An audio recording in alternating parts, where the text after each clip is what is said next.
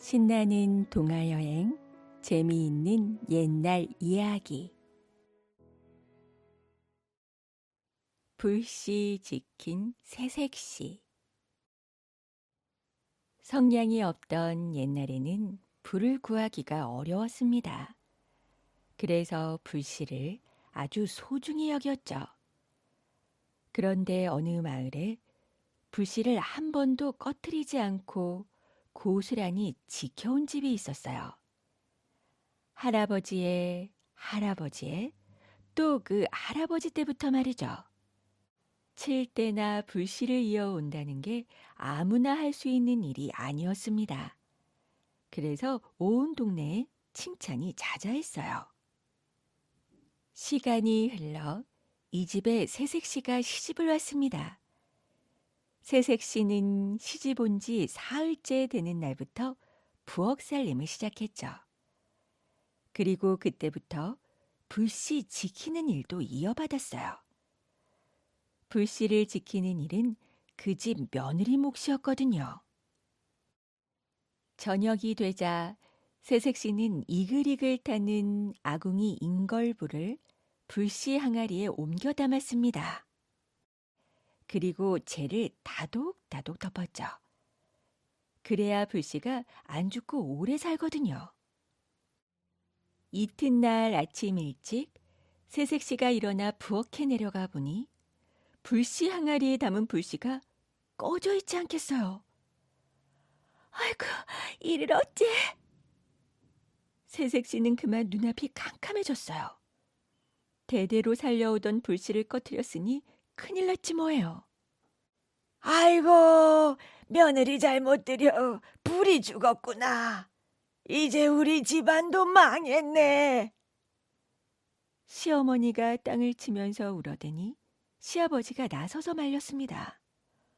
불씨가 죽었다고 설마 집안이 망하기까지야 할까? 시아버지는 부싯돌로 불을 쳐서 며느리한테 새 불씨를 넘겨주었어요. 그날 저녁 새색시는 눈에 눈물이 그렁그렁한 채 불씨 항아리에다가 불씨를 깊숙이 집어넣었습니다. 재도 어제보다 더 두껍게 덮었어요. 그러고도 마음이 놓이지 않아 자다가도 벌떡 일어나 불씨를 살펴보고 또 살펴보고 했죠.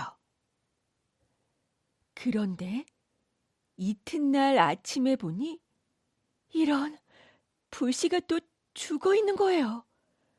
2번씩이나 불씨를 꺼트려 놓았으니 일이 어떻게 되겠어요. 시어머니는 길길이 뛰면서 소리를 질렀습니다. 너는 우리 집안 며느리 노릇을 할 수가 없겠구나. 썩 네 집으로 돌아가거라.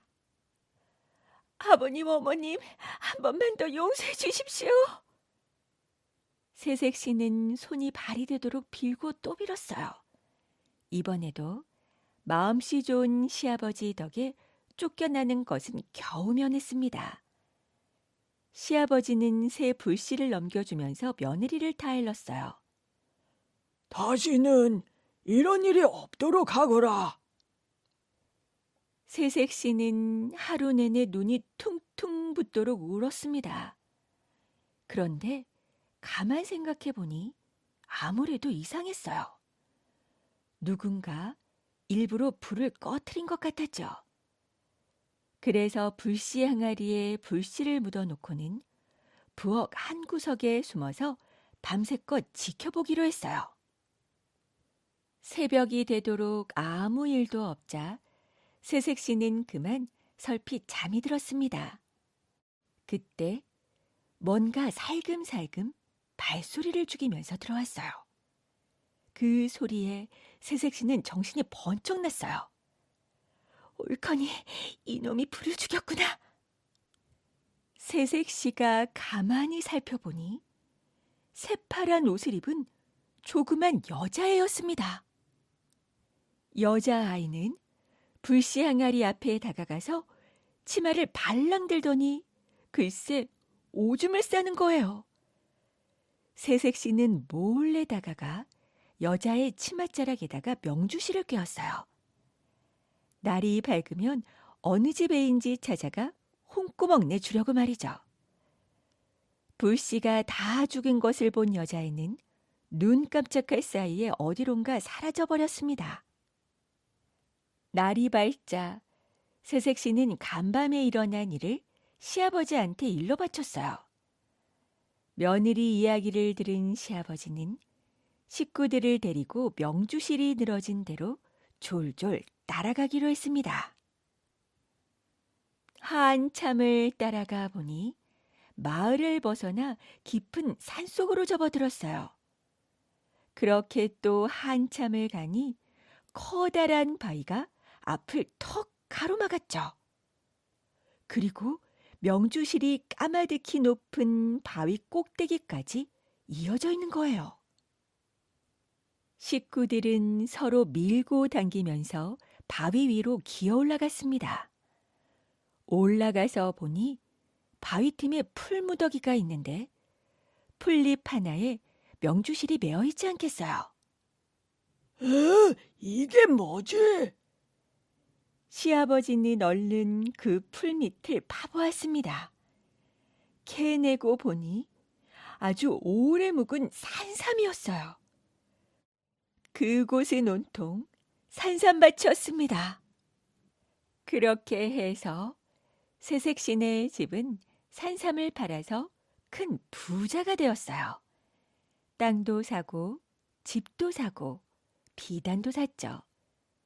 산신령님이 칠대를 내려오면서 불씨를 지켜온 정성을 갸륵하게 여겨 큰 상을 내려준 것 같았습니다. 그런데 불씨 꺼트린 새색시는 어떻게 되었냐고요? 신랑이랑 시부모님이랑 오래오래 화목하게 잘 살았답니다. 불씨도 잘 지키면서 말이죠. 거위와 진주. 서산마루에 노을이 불그레 물들고 있는 저녁 무렵이었습니다.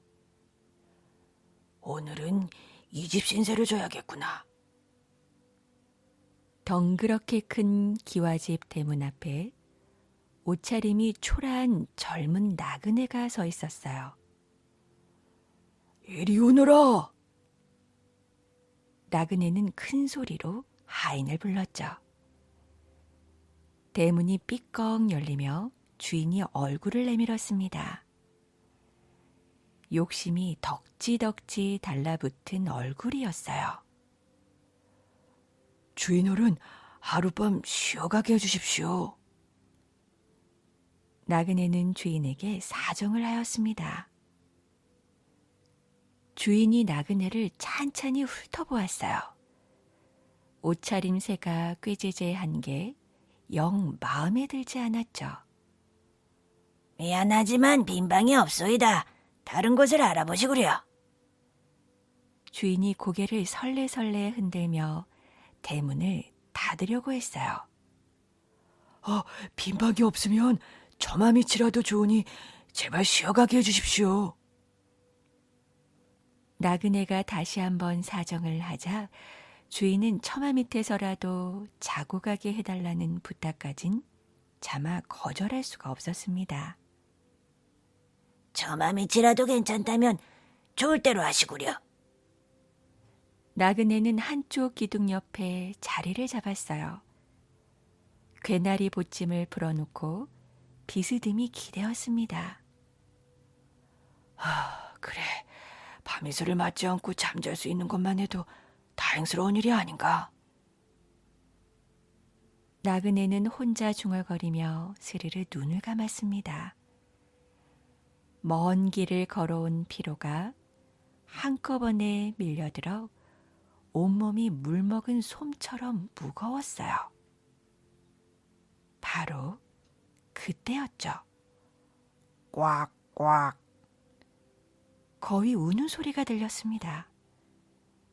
나그네는 감았던 눈을 떴어요.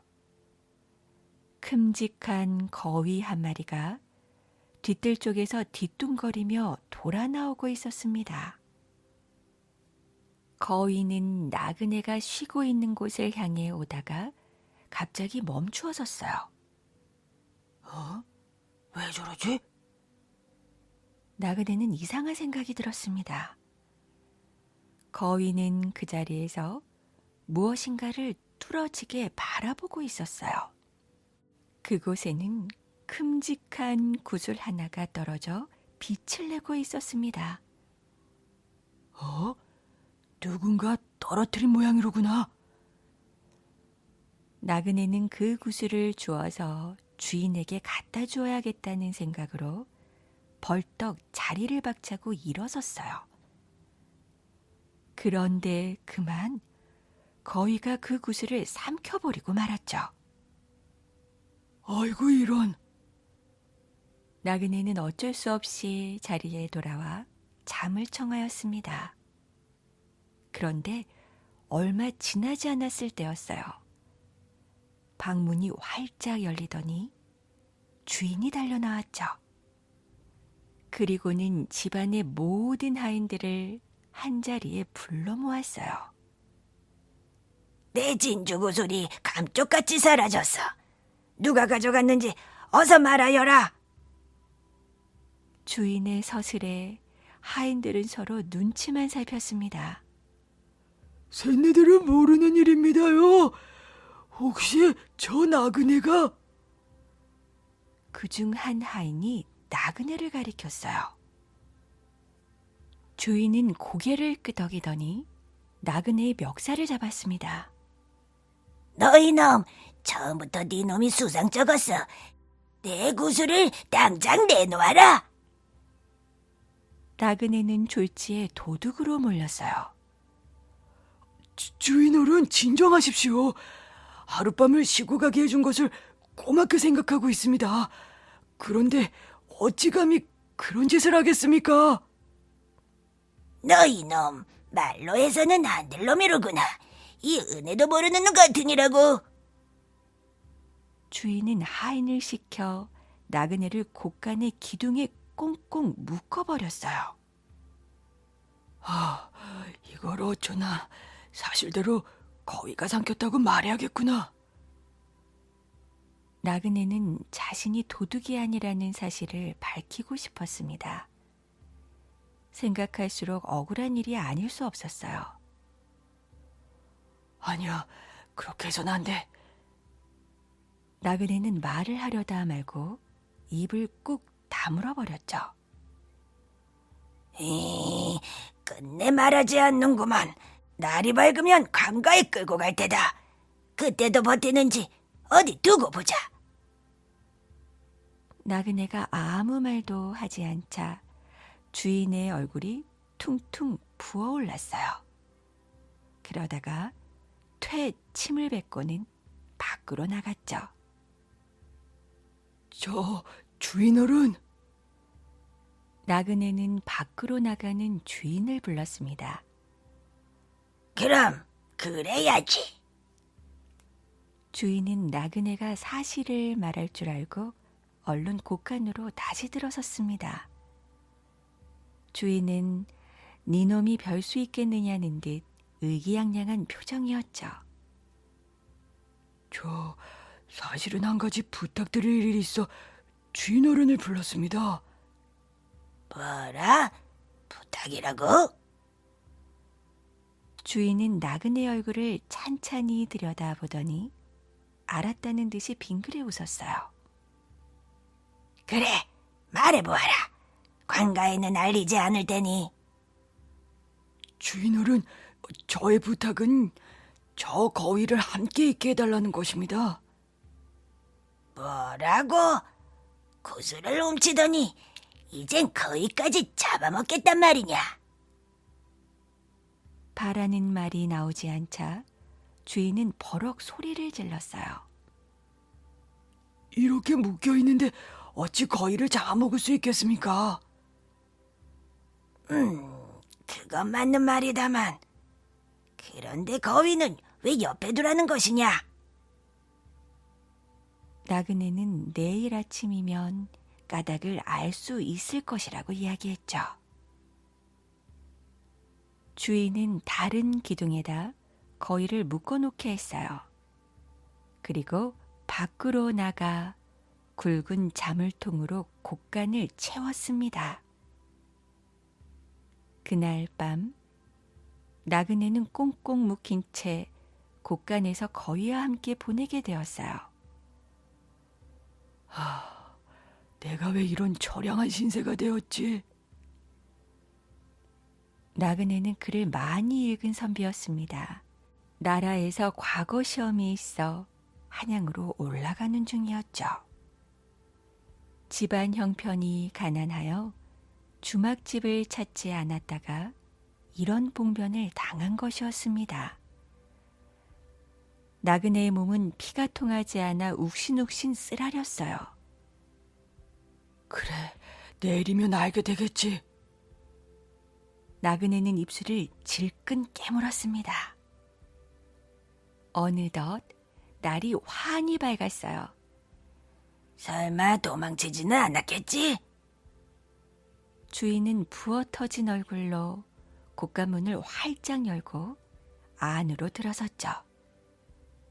네 이놈, 도망치지는 않았구나.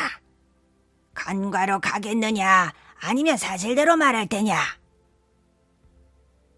나그네는 턱으로 거위가 있는 쪽을 가리켰어요. 주인이 그쪽을 바라보니 밤새 잔뜩 싸놓은 거위의 똥이 있었죠.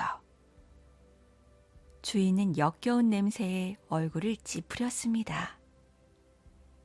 자세히 보니 그 거위똥 속에 무언가 반짝거리는 것이 있었습니다.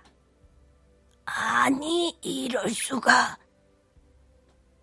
주인은 거위똥 속에서 진주를 찾아냈죠. 자기가 흘린 진주를 거위가 집어삼킨 것을 그제서야 알게 되었어요. 주인은 얼른 나그네를 묶은 밧줄을 풀어주고 그 자리에 무릎을 꿇고 앉았어요. 나으리, 소인이 훌륭한 분을 몰라 뵙고 죽을 죄를 지었습니다. 용서해 주십시오. 주인의 말투가 어느덧 내 이놈에서 나으리로 또 훌륭한 분으로 바뀌었죠. 주인은 부끄러워 차마 고개를 들고 나그네 얼굴을 바라볼 수가 없었어요. 주인어른, 이제 되었으니 그만 일어서십시오. 소인의 죄를 용서해 주시는 것입니까? 주인은 젊은 나그네의 너그러운 마음씨에 몸들 바를 몰랐습니다. 용서라니요. 인사를 할 사람은 주인어른이 아니라 바로 저입니다. 무슨 말씀이신지. 주인은 영문을 모르겠다는 듯이 나그네 얼굴을 바라보았어요. 주인어른 덕분에 좋은 경험을 할 수 있었지요. 주인은 빈 방을 두고도 한대짬을 자게 한 자신의 행동이 몹시 부끄러웠어요. 그런데 하나 더 여쭤볼 것이 있습니다. 말씀해 보십시오. 나으리께서는 거위가 진주를 삼킨 줄을 이미 알고 계신 것 같은데 왜 진작 말씀하시지 않았습니까? 주인의 물음에 나그네는 빙글에 미소를 지었어요. 주인어른, 만약 어제 제가 말했으면 저 거위를 어떻게 하셨을까요? 그야 거위배를 갈랐겠지요. 그러면 저 때문에 귀한 생명이 사라지는 것이 아닙니까? 주인은 그제서야 나그네의 깊은 뜻을 알아차렸습니다. 주인은 맛있는 술과 음식을 차려 나그네를 대접했어요. 저분은 반드시 큰 인물이 될 거야. 주인과 하인들은 길을 떠나는 나그네를 배웅하며 이런 생각을 했죠. 나그네는 그 길로 한양에 올라가 과거 시험에 합격을 하고 벼슬길에 올랐습니다. 바로 이 나그네가 세종대왕 때의 유명한 학자 윤회랍니다. 윤회는 뒷날 예문관 대제학이라는 높은 벼슬을 지내게 되었고 나라와 백성을 위해서 많은 일들을 하였어요. 그가 지은 봉황새의 노래는 지금까지도 전해지고 있답니다. 설시녀. 옛날 신라 설화벌 근처에 율리라는 마을이 있었습니다. 이 마을에는 홀아버지를 모시고 사는 아가씨가 있었어요. 변변치 못한 가문의 가난한 집안의 딸이었지만 얼굴이 아름답고 몸가짐과 마음가짐도 늘 반듯했죠. 그래서 동네 사람들은 입을 모아 아가씨를 칭찬했어요. 설씨 영감네 딸은 참 착하기도 하지. 게다가 홀아버지를 얼마나 정성껏 모시는지 저런 효녀도 없을 거예요. 그뿐이 아니었어요. 마을 청년들도 모두 마음속으로 설씨 아가씨를 좋아하고 있었답니다. 하지만 조심스러워서 누구 하나 말을 걸지 못했죠. 그러던 어느 날 설씨 아가씨에게 큰 걱정거리가 생겼습니다. 아버지가 국경을 지키러 갈 차례가 되었거든요. 효성이 지극한 아가씨는 고민이 이만저만이 아니었어요. 늙고 병든 아버지를 차마 멀고 위험한 곳으로 떠나보낼 수는 없었습니다. 어떻게 하지? 내가 남자라면 대신 군대에 갈 텐데. 하지만 아무리 생각해도 뾰족한 방법이 떠오르지 않았어요. 아가씨는 밤낮으로 속만 태우고 있었죠. 마을 사람들도 아가씨의 딱한 사정을 알고 안타까워했지만 선뜻 나서서 도와주지는 못했습니다. 한편 이웃마을 사량부에 가실이라는 젊은이가 살고 있었습니다. 가실은 가난했지만 자신이 뜻하는 것을 이루려고 끊임없이 노력하는 성실한 청년이었어요. 가실은 오래전부터 설씨 아가씨를 남몰래 사모하고 있었죠. 아름다운 아가씨에게 장가들 수 있다면. 그렇지만 마을의 다른 젊은이들처럼 아가씨에게 말 한마디 건네지 못한 채 애만 태우고 있었어요. 하루는 가실이 이웃마을 율리에 왔다가 우연히 마을 사람들이 나누는 이야기를 듣게 되었습니다. 여보게 얘기 들었나? 설씨 영감이 군대에 갈 순번이라는구먼. 그러게 말일세. 그 사람 몸도 성치 않다던데 참 딱한 일이야. 영감을 끔찍히 위하는 그 딸은 또 얼마나 마음고생이 심하겠나. 가실은 이야기를 듣고 마음이 아팠습니다. 혼자 슬퍼하고 있을 아가씨 얼굴이 떠올라 가만히 있을 수가 없었어요. 가실은 아가씨의 걱정을 덜어줘야겠다고 마음먹었죠. 어떻게 하면 아가씨를 도울 수 있을까? 그래, 아가씨의 아버지 대신 내가 군대 가면 되겠구나. 가실은 곧바로 설씨 아가씨의 집으로 갔습니다. 저는 사량부에 사는 가실이라고 합니다. 소문을 듣고 아가씨를 돕고 싶어서 이렇게 찾아왔습니다. 가실은 속마음을 들킨 것 같아 부끄러웠지만 용기를 내어 말을 이었어요. 보잘것없고 평범한 사람이지만 어떤 어려움도 이겨낼 자신이 있습니다. 제가 아가씨 아버님 대신 군대에 가겠습니다. 설씨 아가씨는 깜짝 놀랐어요. 꿈만 같은 이야기였지만 가실의 진지한 얼굴을 보니 믿음이 갔어요. 아가씨는 듬직한 가실에게 마음이 끌렸답니다. 설씨 아가씨는 기뻐하며 아버지에게 가실의 말을 전했습니다. 그러자 아버지는 가실을 방으로 불렀어요. 자네가 이 늙은이를 대신해서 군대에 가겠다고 하니 기쁘기도 하지만 미안한 마음이 더 크다네. 그 은혜를 어찌다 갚을 수 있겠는가? 자네만 좋다면 내 딸아이를 아내로 맞아주게. 가실은 자신의 귀를 의심했습니다. 아리따운 설씨 아가씨와 혼이 나는 것은 꿈에서나 상상할 수 있는 일이었거든요. 따님을요? 제게 너무 과분한 일입니다만 그렇게 된다면 저는 더 바랄 것이 없습니다. 가실은 너무나 기뻐하며 2번 절을 했습니다. 가실은 군대에 가기 전에 혼인을 하고 싶었어요. 그래서 아가씨에게 혼인할 날짜를 물었죠. 그러자 생각이 깊은 아가씨가 말했습니다.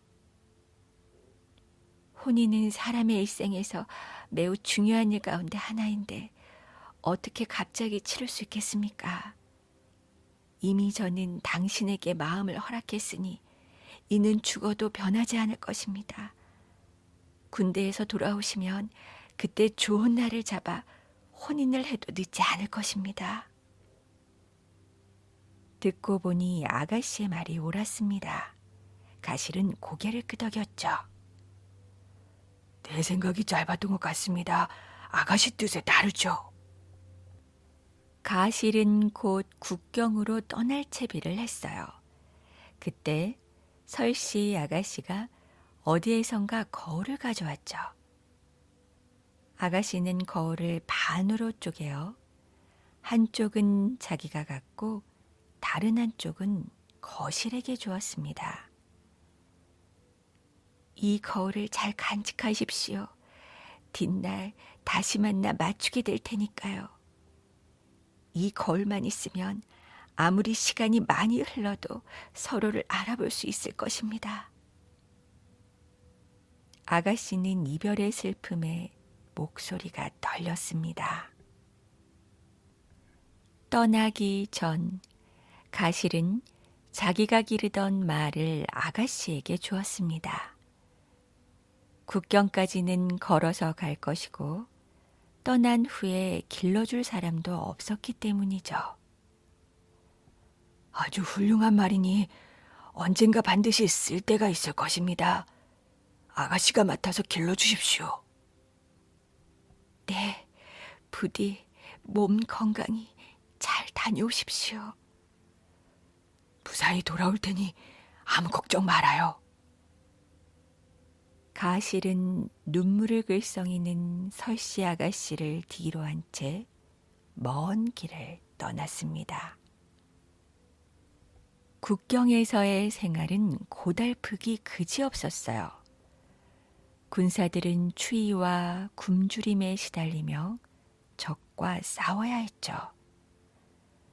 더구나 크고 작은 전쟁이 쉴 새 없이 벌어지자 나라에서는 군사들을 다른 사람으로 교대해 주지도 못했답니다.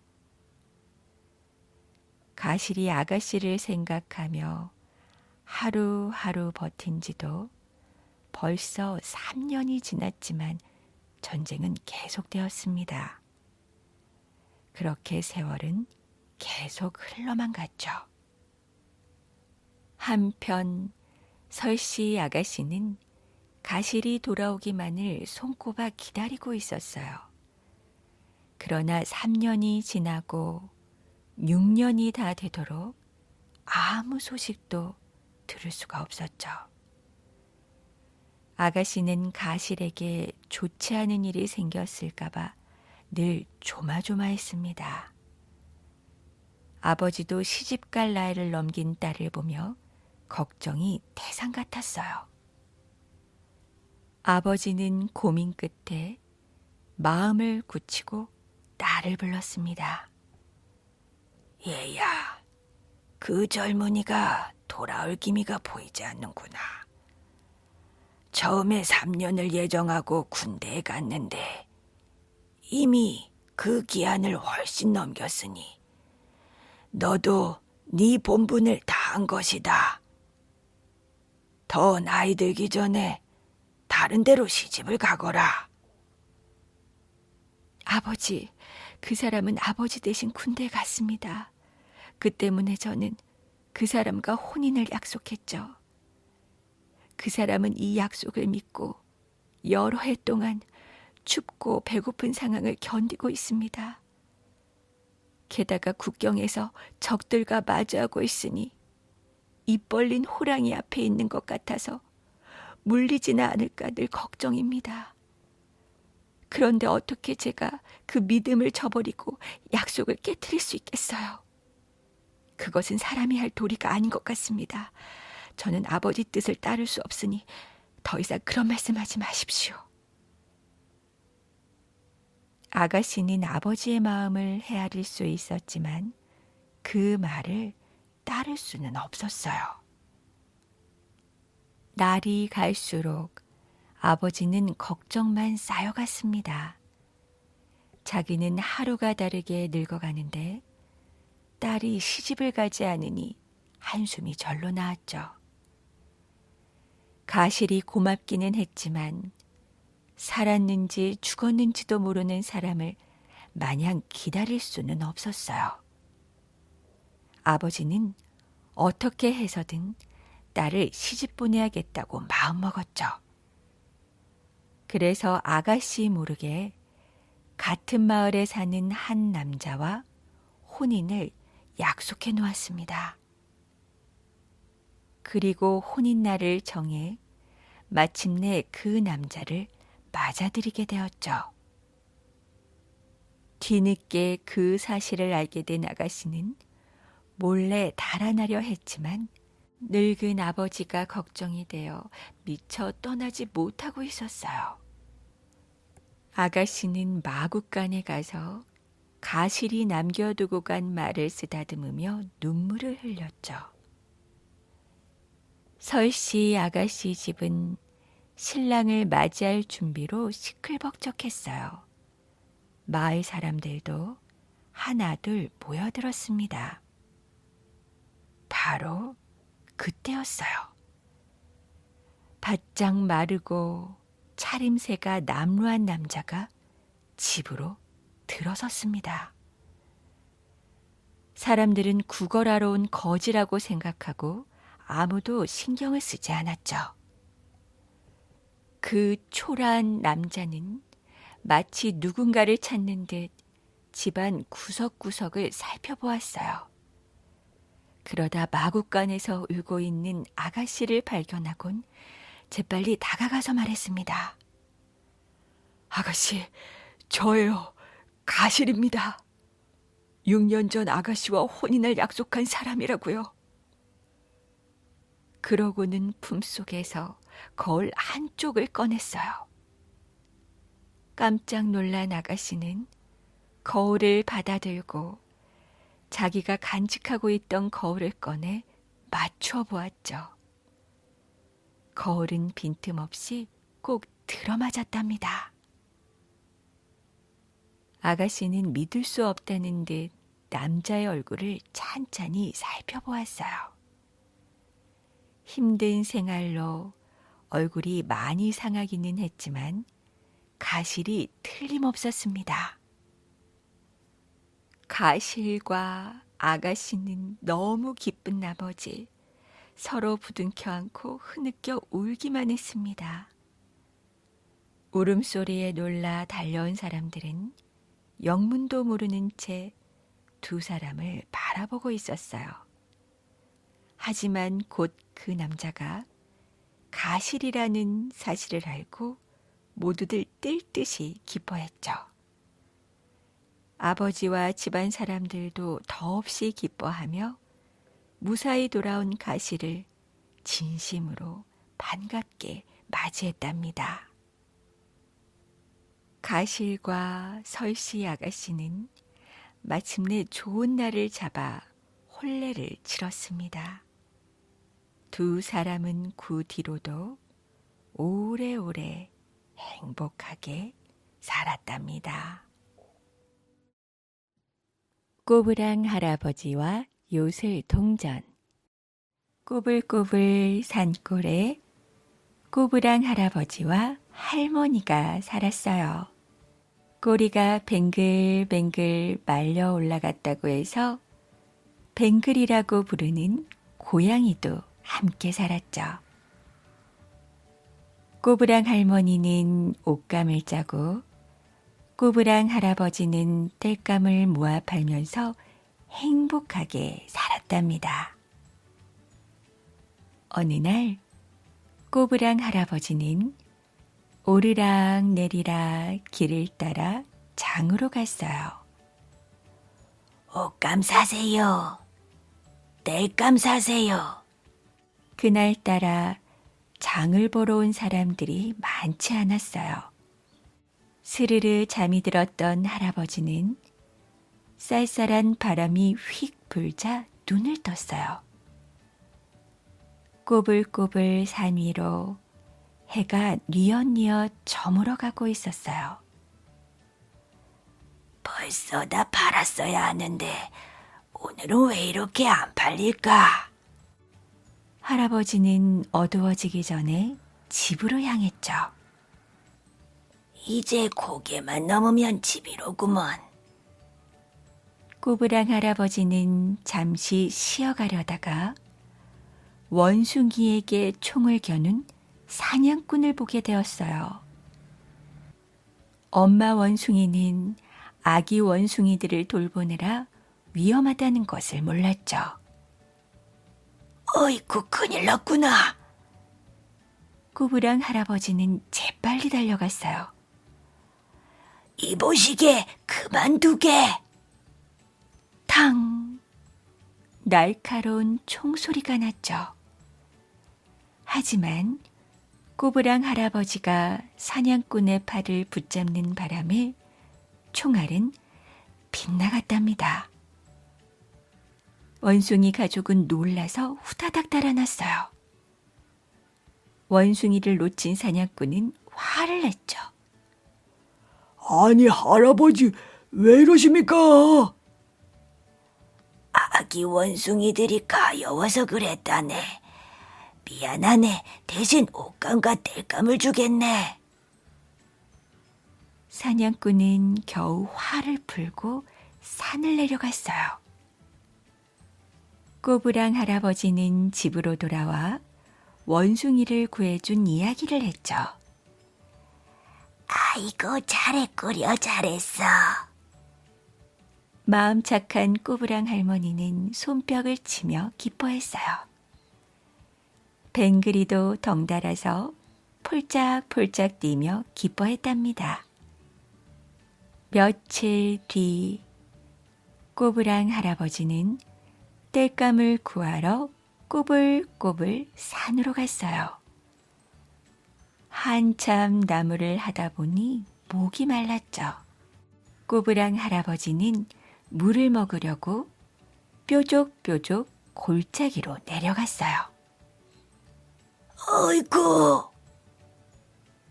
꼬부랑 할아버지는 발을 헛디뎌서 그만 뾰족뾰족 골짜기 아래로 대굴대굴 굴러갔답니다. 꼬부랑 할아버지는 그만 정신을 잃고 말았어요.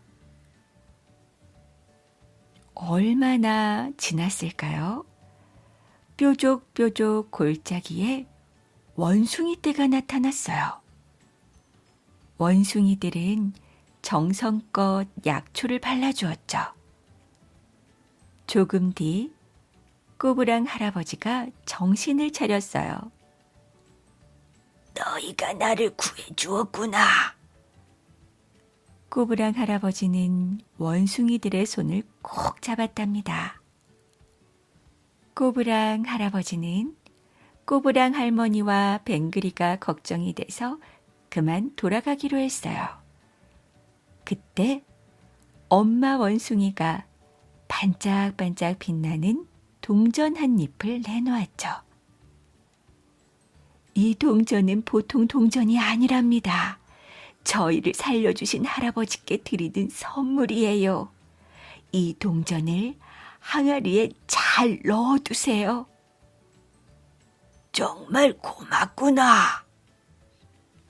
꼬부랑 할아버지는 집으로 돌아와서 항아리에 동전을 넣어두었어요.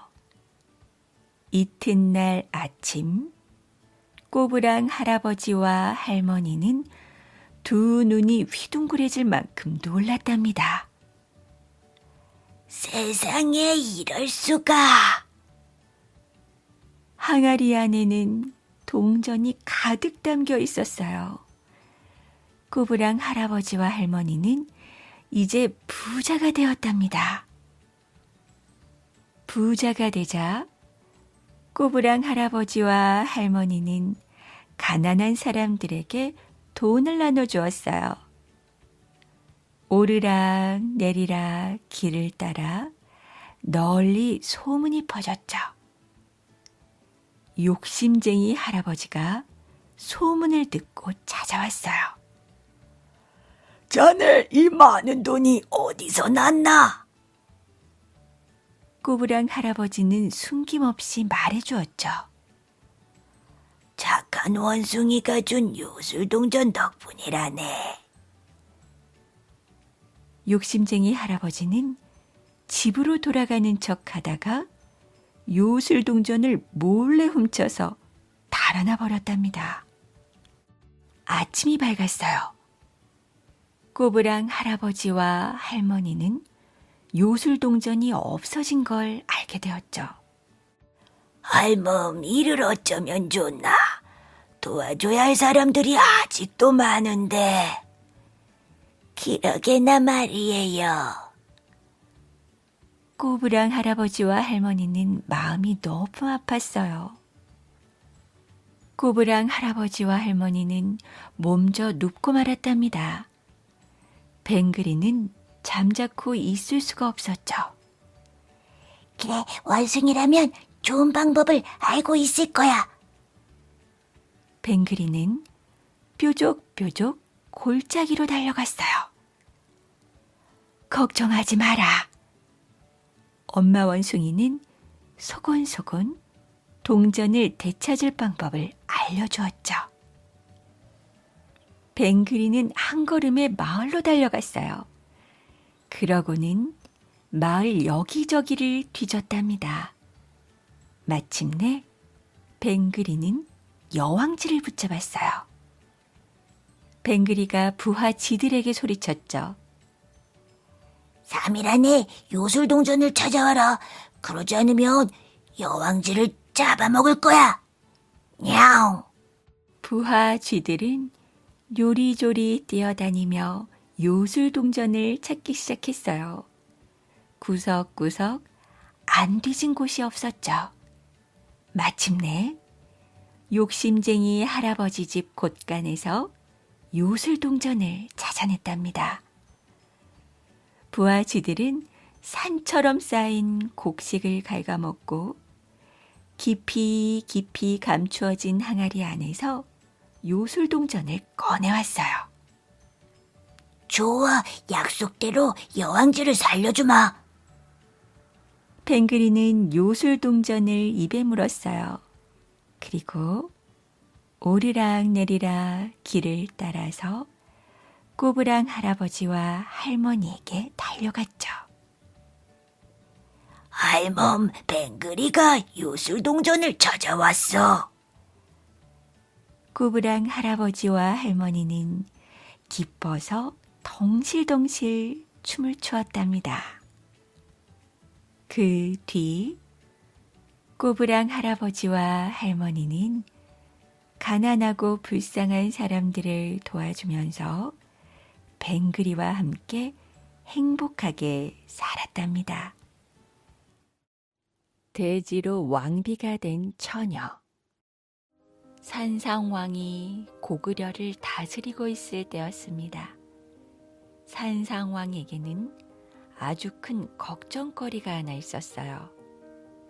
뒤를 이을 왕자가 없었던 거죠.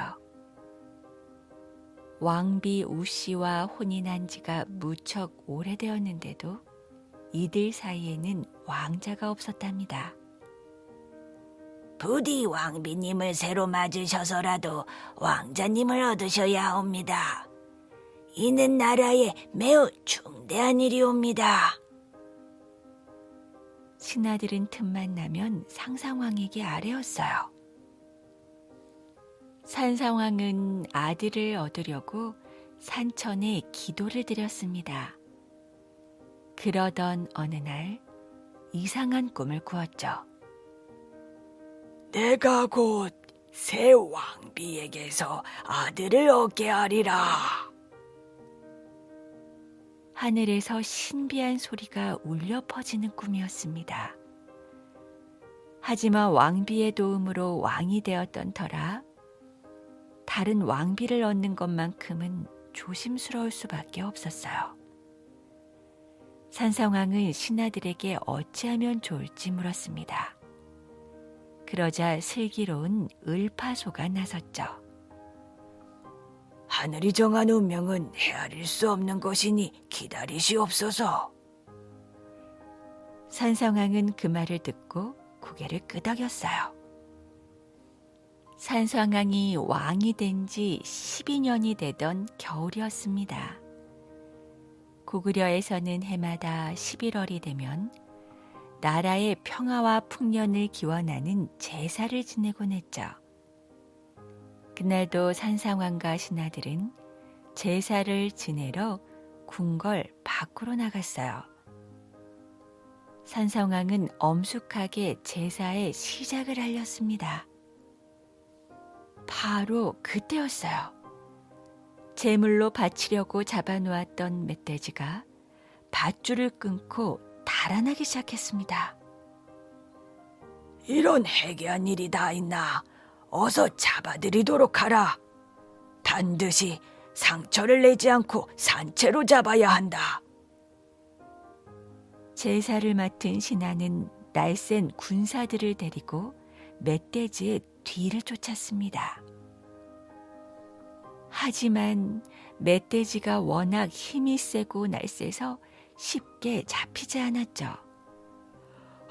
큰일이다. 돼지를 잡지 못하면 내 목숨이 날아갈 텐데. 신하들은 가슴을 졸이며 이를 악물고 멧돼지를 쫓았어요. 하지만 멧돼지는 숨바꼭질이라도 하는 것처럼 신하와 군사들을 요리조리 피해 산속 오솔길로 달렸죠. 사방을 휘저으며 이리저리 도망치던 멧돼지는 주통촌이라는 마을에 이르러 갑자기 어느 허름한 집으로 들어가 버렸어요. 신하와 군사들도 재빨리 그 집으로 뛰어들어갔습니다. 돼지를 잡아라. 집안을 샅샅이 뒤져서라도 반드시 찾아서 산채로 데려가야 한다. 신하가 소리쳤어요. 그러자 군사들은 집안 구석구석을 뒤적거리며 소란을 피웠습니다. 바로 그때 닫혀있던 방문이 열렸습니다. 당신들은 누구시오? 대체 남의 집에서 무엇을 하고 있는 것이오? 20살쯤 된 어여쁜 처녀가 방에서 나오며 차갑게 물었어요. 우리는 임금님의 군사들이요. 제사했을 돼지가 도망쳤는데 이곳으로 들어왔소. 그럼 그까지 돼지 한 마리 때문에 남의 집에서 이렇게 소란을 피운단 말이오.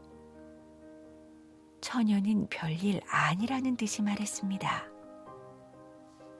처녀의 말이 끝나기 무섭게 마구간 옆에 숨어있던 멧돼지가 갑자기 튀어나와 다시 산속으로 내달렸습니다. 잡아라. 돼지를 잡아라. 신하는 군사들에게 명령을 내렸어요. 그런데 바로 그때였어요. 눈 깜짝할 사이에 처녀가 팔을 걷어붙이더니 이내 멧돼지가 달아난 쪽으로 내달리기 시작했습니다. 얼마나 빠른지 웬만한 군사들도 따라잡지 못할 정도였죠. 처녀는 바람처럼 달려가 순식간에 멧돼지를 잡았습니다. 그러고는 멧돼지의 목을 끌어안고 산에서 내려왔죠. 이럴 수가. 신하와 군사들은 조금 전에 일어난 일을 직접 보고서도 믿을 수가 없었어요. 신하와 군사들은 처녀가 잡아준 멧돼지를 끌고 부랴부랴 궁궐로 돌아왔습니다. 신하는 상상왕에게 멧돼지를 잡은 처녀 이야기를 해주었어요. 그 말을 들은 산상왕은 그 처녀에 대해 궁금해졌죠. 그런 일이 있었단 말이오. 그 여인을 한번 보고 싶은데 그 집을 찾을 수 있겠소? 길이야 찾아갈 수 있사옵니다만 왕비님께서 이 사실을 아시면 몹시 노하실 것이옵니다. 염려 마시오. 사냥을 나가는 것으로 이야기하겠소. 산상왕은 신하들을 거느리고 궁궐을 나섰어요. 그리고 한참을 달려 처녀가 사는 집에 닿았죠. 그대가 멧돼지를 잡았소. 산성왕은 처녀를 찬찬히 살펴보며 점잖게 물었습니다. 처녀는 말없이 고개만 끄덕였어요. 처녀는 볼수록 아름다웠고 기품까지 있었습니다. 오늘 하루만이라도 내 왕비가 되어주지 않겠소? 산성왕은 예전에 꾸었던 꿈을 생각하며 말을 꺼냈습니다.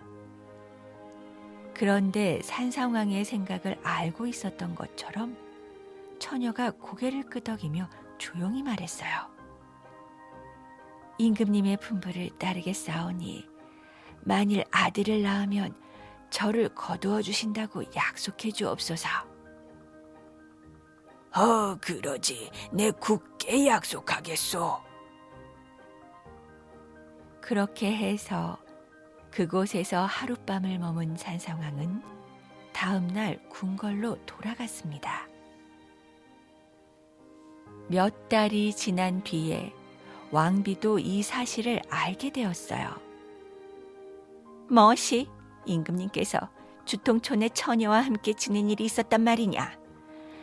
그 계집애를 그냥 두지 않겠노라. 산성왕의 사랑을 독차지하고 싶었던 왕비는 몹시 화를 냈습니다. 왕비는 곧 자신을 따르는 신하를 불렀어요. 주통촌으로 가서 멧돼지를 잡은 처녀를 찾아 없애버리시오.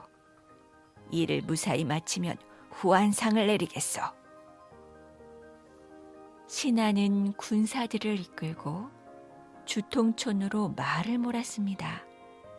그리고 처녀의 집에 들이닥쳤죠.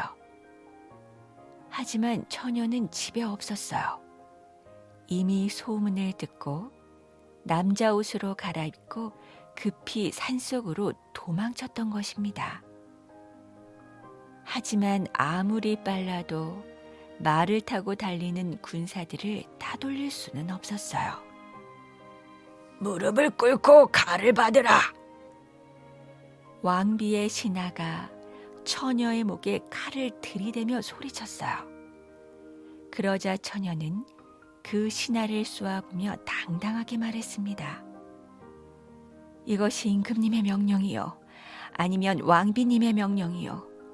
만약 임금님의 명령이라면 나를 죽여도 좋소. 하지만 지금 내 뱃속에 왕자가 자라고 있다는 사실을 잊지 마시오. 왕자마저 죽이려거든 어서 내 목을 치시오. 그러자 군사들은 뒤로 주춤주춤 물러났습니다. 처녀의 말이 사실이라면 자신들의 목숨이 남아나지 않을 것이 틀림없었죠. 군사들은 말을 돌려 궁궐로 되돌아왔습니다. 그리고 이 사실을 왕비에게 알렸죠. 왕비님, 처녀를 죽이지 못했나이다.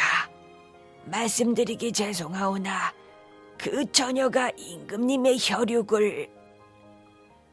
멋이 그렇다면 더욱 그대로 두어서는 안 된다. 이 일이 임금님께 알려지기 전에 어서 없애도록 하라. 왕비는 더욱 화를 내며 소리쳤어요. 하지만 그 일은 상상왕에게도 알려졌죠. 산상왕은 처녀의 집을 찾아가 사실을 확인한 뒤 처녀를 위로하고 많은 선물을 내렸습니다. 그리고 궁궐로 돌아와 왕비에게 무섭게 말했어요. 들으시오. 장차 이 나라를 이끌어갈 왕자의 목숨을 해치려 하는 사람은 누구든 살아남지 못할 것이오. 산상왕의 무시무시한 말에 군사들은 물론 왕비도 입을 열지 못했답니다. 시간이 흐르고 주통천의 처녀는 아들을 낳았습니다. 산상왕은 매우 기뻐했죠. 기특한 일이로다. 이 아이는 하늘이 내게 주신 아들이야. 이 아이가 내 뒤를 잇게 되리라. 그러고는 아이의 이름을 교체라고 짓고 그 처녀를 둘째 왕비로 삼았습니다. 이렇게 태어난 아이는 227년 고구려의 11대 왕이 되었습니다. 그가 바로 동천왕이랍니다.